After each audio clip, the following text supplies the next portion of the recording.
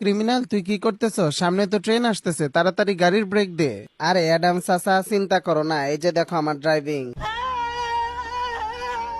আরে নুবরা, তুই এটা কি করলি? আর একটু হলেই তো ট্রেনের সাথে ধাক্কা লেগে আমাদের গাড়িটা ভেঙে যেত। আমি তো তাই চাই, কিন্তু তুমিই খালি এই খাটারা গাড়িটা নিয়ে ঘুরো। আরে আগে বলবি না? আচ্ছা চল তাহলে আমরা নতুন গাড়ি কিনি। আলোক এখানেই চাকরি করে একটা শোরুমে। আরে কি ব্যাপার, অ্যাডাম এদিকে আসছে কেন? অ্যাডাম ভাই, কোনো কাজের জন্য আসলে নাকি? আরে আলোক, আমাদেরকে কিছু সুন্দর গাড়ি দেখাতো।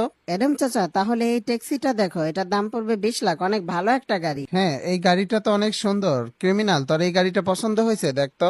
না চাচা, আমি তো নিলে ওই সুপ্রাটাই নিব, ওটা অনেক সুন্দর লাগতেছে আমার কাছে। আরে না, এই সুপ্রা বিক্রি করা যাবে না, এটা আমার মালিকের সুপ্রা। অ্যাডাম চাচা, তুমি এই বুগাটিটা দেখতে পারো, এটা অনেক সুন্দর। আচ্ছা ক্রিমিনাল, আয় আমরা এই বুগাটিটা নিয়ে ফেলি। ক্রিমিনাল, আরে ক্রিমিনাল কই? কিরে ক্রিমিনাল কই?